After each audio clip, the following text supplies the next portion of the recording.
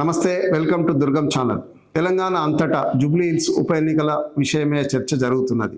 అన్ని పార్టీలు ప్రజాస్వామ్యాన్ని అపహాస్యం చేస్తున్న విధంగా ఎన్నికల ప్రచారాన్ని దాదాపు ముగించాయి. ఇప్పుడు ఒక్కొక్క పార్టీ ఓటుకు 3,000, 2,500, 1,500 రూపాయలు చొప్పున పంచుతున్నట్టుగా వార్తలు వస్తున్నాయి. బాహాటంగా వార్తలే వస్తున్నాయి.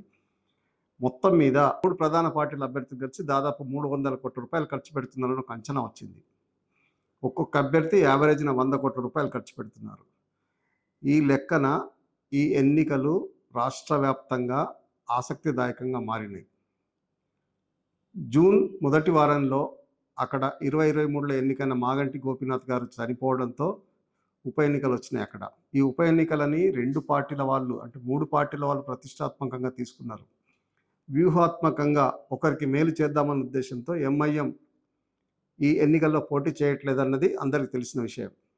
మరి ఇక్కడ 1,00,000 పైచిలకు ముస్లిం ఓట్లున్నాయి, అది ఎవరికి పడితే వాళ్ళు గెలుస్తారని అనుకుంటున్నారు. కానీ ఇక్కడ ఇది పూర్తి అర్బన్ సెగ్మెంట్ కాబట్టి ఇక్కడ పోలింగ్ చాలా చాలా తక్కువ అవుతుంది. గత ఎన్నికల్లో 40% పోలింగ్ అయింది. ఈ ఎన్నికల్లో 50% నుంచి 50% పోలింగ్ అవుతుంది అనుకుంటే దాంట్లో ముస్లిమ్స్ ఓట్లు ఎవరికి ఎక్కువ పడితే వాళ్ళు గెలుస్తారనేది అందరూ అంచనా వేస్తున్నారు.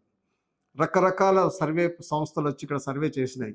కానీ అన్ఫార్చునేట్ థింగ్ ఏంటంటే భారతదేశంలో కానీ తెలంగాణలో కానీ పూర్తి శాస్త్రీయంగా సిస్టమేటిక్గా ఎన్నికల సర్వే చేసే సంస్థలు చాలా చాలా తక్కువగా ఉన్నాయి. అన్ని సర్వే సంస్థలు కూడా పెయిడ్ సంస్థల్లాగా, అంటే ఏ పార్టీ డబ్బులు ఇచ్చి సర్వే చేయించుకుంటే వాళ్ళకి అనుకూలంగా రిజల్ట్ ఇస్తున్నదన్న జనరల్ అభిప్రాయం ఏర్పడిపోయింది ప్రజల్లో, బయట కూడా. అందుకని సిస్టమేటిక్గా ఎవరు సర్వే చేసినట్టుగా దాఖలాలు అయితే కనపడట్లేదు. మొత్తం మీద 58 మంది అభ్యర్థులు ఎన్నికల్లో పోటీ చేస్తున్నారు. అంటే నిజానికి చాలామంది 100 పైగా నామినేషన్లు పడ్డాయి. 81 మంది చెల్లుబాటు అయినాయి. 23 మంది ఉపసంహరించుకోగా 58 మంది అభ్యర్థులు మిగిలినారు. 58 మంది అభ్యర్థులకు 407 పోలింగ్ కేంద్రాలు ఏర్పాటు చేశారు. మొత్తం మీద ఓటర్లు ఈ నియోజకవర్గంలో 4,01,345 మంది ఉన్నారు. కానీ ఇది అర్బన్ సెగ్మెంట్లో ఉంది కాబట్టి ఇక్కడ పోలింగ్ చాలా తక్కువ అవుతుంది. 50% కూడా అవుతుందని అనుకోవట్లేదు చాలామంది. కానీ ఈసారి పోటీ తీవ్రంగా ఉంది. పార్టీలందరూ గట్టిగా ప్రయత్నిస్తున్నారు. ఓటర్లకు డబ్బుల ప్రలోభాలకు గురి చేస్తున్నారనే వార్తలు వస్తున్నాయి కాబట్టి 50%కి దాటుతుందని అనుకుంటున్నారు ఇక్కడ. అయితే ఏదేమైనా అక్కడ యుద్ధ వాతావరణం నెలకొన్నది. దాదాపు ముఖ్యమంత్రి స్వయంగా పలుమార్లు ఈ ప్రచార కార్యక్రమంలో పాల్గొనడము, బీఆర్ఎస్ పార్టీ నుంచి కేటీఆర్, కేసీఆర్, హరీష్ రావు గారు, మిగతా వాళ్ళ మాజీ మంత్రులందరూ, ఎమ్మెల్యేలందరూ, జిల్లాల నుంచి తరలి వచ్చిన వాళ్ళ కార్యకర్తలతో పెద్ద ఎత్తున ప్రచార కార్యక్రమాలు చేశారు. మొత్తం మీద ప్రచార కార్యక్రమాలు ముగిసినాయి.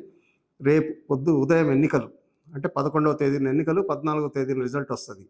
అయితే చాలా సంస్థలు, భారతదేశంలో పేరున్న సంస్థలు, సర్వే సంస్థలు వచ్చి ఇక్కడ సర్వే చేసినాయి. చాలా సంస్థలు మొదట్లో బీఆర్ఎస్ పార్టీ గెలుస్తున్నదన్నటువంటి అభిప్రాయం కలిగే విధంగా ఫలితాలు ప్రకటించారు. కానీ ఈ మధ్యకాలంలో వ్యూహాత్మకంగా సిస్టమేటిక్గా ముఖ్యమంత్రి గారు చేసిన కార్యక్రమాల వల్ల బీఆర్ఎస్ అంత సునాయాసంగా గెలిచే పరిస్థితి కనిపిస్తలేదు. పోటీ చాలా తీవ్రంగా ఉన్నట్టుంది. అయితే మనం కాంగ్రెస్ వర్గాల వారిని అడిగితే మేమే గెలుస్తున్నామంటారు, బీఆర్ఎస్ వాళ్ళని అడిగితే మేము గెలుస్తున్నామంటున్నారు. కానీ మనం ఒక హైపోథెటిక్గా, ఒక సిస్టమేటిక్గా, సైంటిఫిక్గా, ఒక అకాడమిక్ యాంగిల్లో కనుక ఒక రీసెర్చ్ దృష్టితో చూస్తే ఎవరు గెలుస్తున్నారన్న విషయం అర్థమవుతుంది మనకి.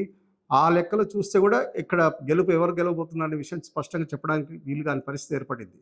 సో ఈ ఫలితాలు మనం ఎవరు గెలుస్తున్నారని తెలియాలంటే 14వ తారీఖు వరకు ఆగాల్సిందే.